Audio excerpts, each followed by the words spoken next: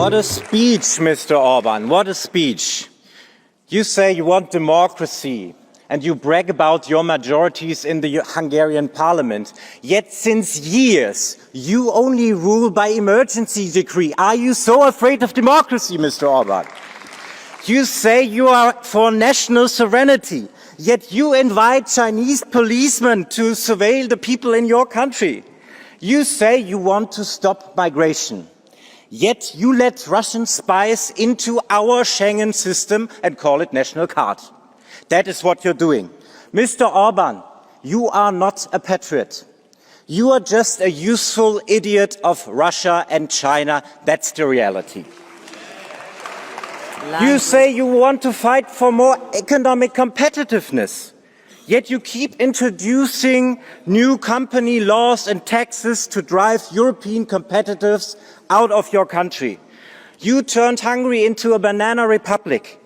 You robbed your population and enriched your family and friends. Under your rule, Hungary has become one of the poorest and officially the most corrupt country in the EU. Thank you. What a fraud. What a burden for your people. Mr. Orban, please step down to make Hungary great again. The European Parliament is the beating heart of European democracy. And this Parliament is the arch enemy of autocrats like you.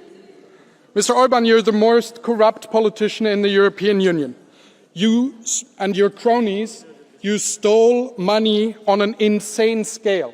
At least 14 billion euros that went to your country during your premiership have been lost.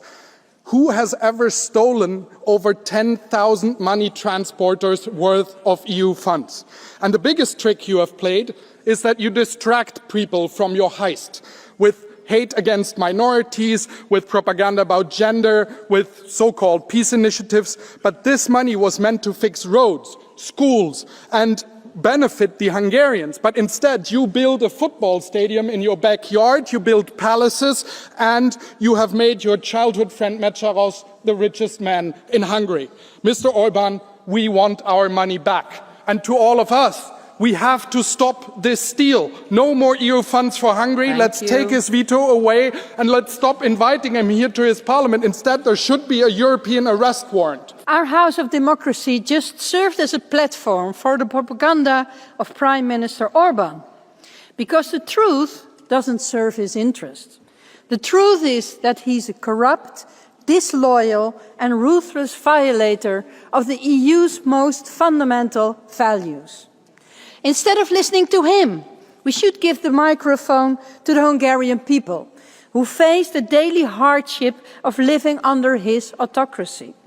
The teachers, the judges, human rights defenders, journalists and academics who fight for the values that the EU stands for, who simply demand the same freedoms and protection as every EU citizen.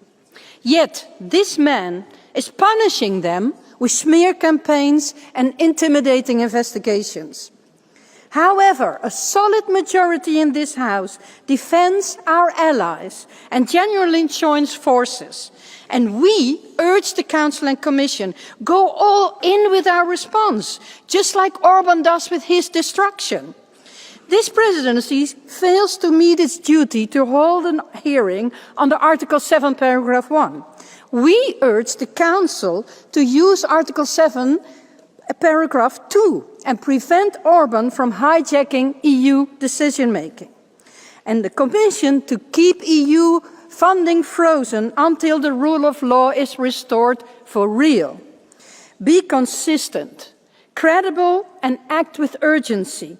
If we cannot protect our EU citizens against autocrats, our EU democracy is bound to fail. Prime Minister, you say that you want to discuss the political priorities of the Hungarian presidency. For example, you say that you want to reinforce European defence, you want to regain control of the external border. I welcome these priorities. The problem is that you and your government act in the opposite way. Instead of focusing on strengthening the defense of Europe, you went to Moscow to shake hands with Putin, the man who wants nothing else than to destroy Europe. He is the man who has launched a war of aggression against your own neighbor, Ukraine. And instead of ensuring a strong external border and increasing the internal security of the Schengen area, your government have decided to make it easier for potential Russian spies and saboteurs to access the Union. That is the truth of what is happening. We have no problem to discuss your priorities, but I would argue that the citizens of Hungary and Europe deserves better. And trust me, change is coming, also to Hungary with the TISA party. Get ready.